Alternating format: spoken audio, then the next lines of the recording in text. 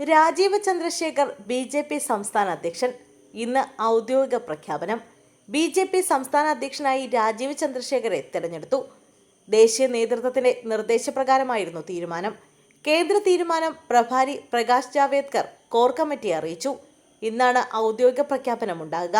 ഇതോടെ 5 വർഷമായി സംസ്ഥാന അധ്യക്ഷ സ്ഥാനത്ത് തുടരുന്ന നിലവിലെ അധ്യക്ഷൻ കെ സുരേന്ദ്രൻ ഇന്ന് സ്ഥാനമൊഴിയും. ബി.ജെ.പി. സംസ്ഥാന അധ്യക്ഷ സ്ഥാനത്തിനേക്കുള്ള നാമനിർദ്ദേശ പത്രിക രാജീവ് ചന്ദ്രശേഖർ സമർപ്പിച്ചു.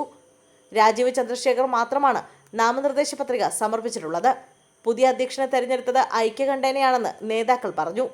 Suresh Gopi, V Muraleedharan, K Surendran, MD. Ramesh, Shobha Surendran എന്നിവരും നാമനിർദ്ദേശ പത്രിക ചടങ്ങിൽ പങ്കെടുത്തു.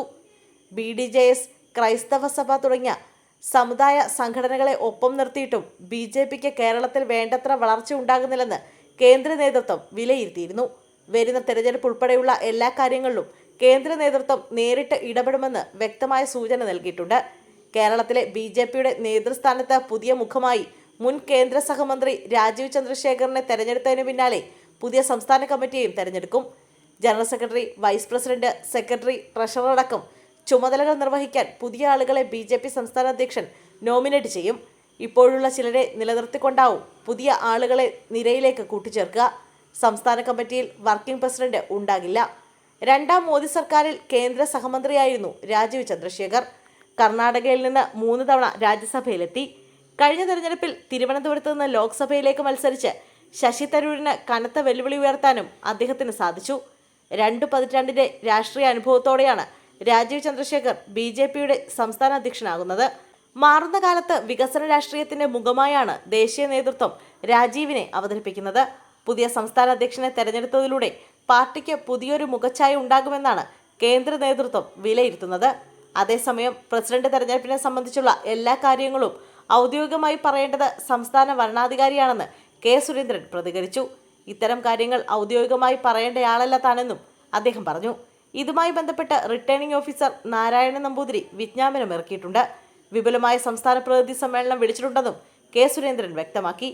ബി.ജെ.പി. സംസ്ഥാന അധ്യക്ഷ പദം വീണ്ടും നഷ്ടപ്പെട്ടതിന് പിന്നാലെ യൂത്ത് കോൺഗ്രസ് മലപ്പുറം ജില്ലാ പ്രസിഡന്റ് ഹാരിസ് മുതൂർ ശോഭാ സുരേന്ദ്രനെ കോൺഗ്രസിലേക്ക് സ്വാഗതം ചെയ്തു. ശോഭാ സുരേന്ദ്രന്റെ ചിത്രത്തോടൊപ്പം ഇന്ത്യൻ നാഷണൽ കോൺഗ്രസിലേക്ക് സ്വാഗതമെന്ന ഒറ്റവരി ഹാരിസ് മുതൂർ തന്റെ ഫേസ്ബുക്ക് അക്കൗണ്ടിൽ പോസ്റ്റ് ചെയ്യുകയായിരുന്നു.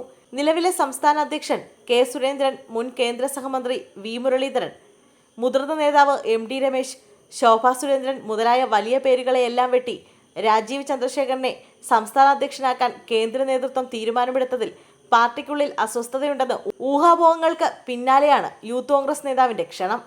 പുതിയ നേതൃത്വം വന്നതുകൊണ്ട് കേരളത്തിലെ ബി.ജെ.പി. രക്ഷപ്പെടുമെന്ന് ഒരു പ്രതീക്ഷയുമില്ലെന്ന് കോൺഗ്രസ് നേതാവ് സന്ദീപ് വാര്യരും പ്രതികരിച്ചു. ബി.ജെ.പി. അധ്യക്ഷ സ്ഥാനത്തേക്ക് ആര് വന്നാലും അതൊരു ക്ലർക്കൽ പോസ്റ്റ് ആയിരിക്കുമെന്നും സന്ദീപ് വാര്യർ പറഞ്ഞു.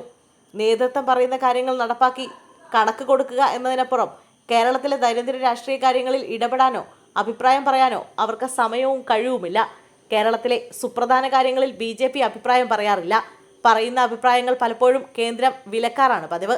പ്രത്യേകിച്ച് ഒരത്ഭുതവും കേരള ബി.ജെ.പിയിൽ സംഭവിക്കാൻ പോകുന്നില്ലെന്നും വർഗീയ നിലപാടുകൾ കേരളത്തിൽ ആവർത്തിക്കുക എന്നത് മാത്രമാണ് അവരുടെ ലക്ഷ്യമെന്നും അദ്ദേഹം പറഞ്ഞു.